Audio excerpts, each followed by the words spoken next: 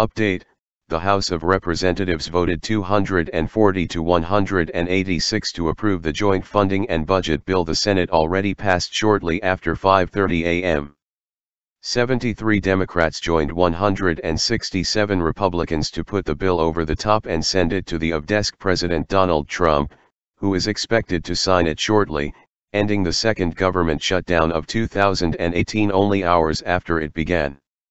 The fiscal concerns of conservative budget hawks like House Freedom Caucus members Representative Jim Jordan, RO, and Representative Mark Meadows, RNC, and the immigration concerns of liberal open borders advocates like Representative Luis Gutierrez, DIL, and Representative Keith Ellison, DMN, were not enough to prevent the bill's passage.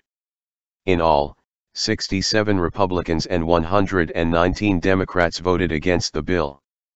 Earlier, the U.S. Senate voted to fund the government through March 23, potentially setting up an end to the new shutdown only hours after it began at midnight. Attempts to avert a shutdown altogether failed when deficit hawk Senator Rand Paul, RKY, refused to allow a vote to end debate on the funding bill that is also tied to a two-year budget that does little to rein in federal spending. Paul objected to the budget's removal of certain spending caps and its raising of the debt ceiling. "I ran for office because I was very critical of President Obama's trillion-dollar deficits," Paul said on the Senate floor as he unsuccessfully proposed amendments and prevented the Senate from passing the bill by midnight and avoiding a second government shutdown of 2018. "Now we have Republicans hand in hand with Democrats offering us trillion-dollar deficits. I can't in all honesty look the other way." When the Senate reconvened around 1 a.m., it voted 71 to 28 first to end debate and then pass the bill, which allows for $300 billion in new spending. The House of Representatives is expected to take up the bill sometime after 3 a.m. Speaker of the House Paul Ryan, RWI, will likely not be able to count on all Republicans in his conference to vote for the bill, as budget hawks in that body are expected to echo Paul's objections.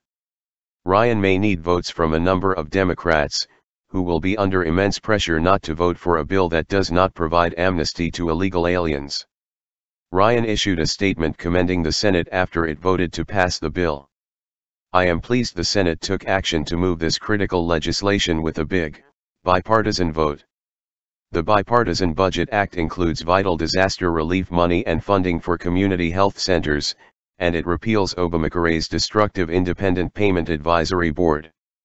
Most importantly, after years of underfunding and budget uncertainty, this agreement fully funds our military at the level requested by Secretary Mattis and our generals. We will finally be able to get our brave men and women in uniform the resources they need to do their jobs safely and efficiently. Now it's time for the House to do its job. I hope members on both sides of the aisle will come together and support this bipartisan compromise to keep the government open and ensure our military remains the best in the world. The new 6-week funding bill will keep the government running.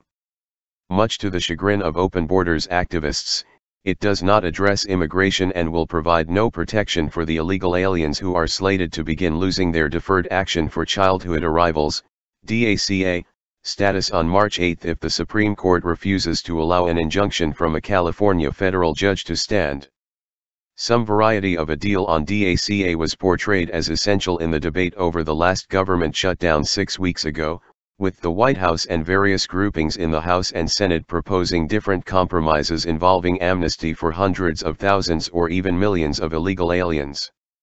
If the House passes the Senate's combined funding bill and budget, the amnesty and border security issues will likely be revisited when it expires March 23.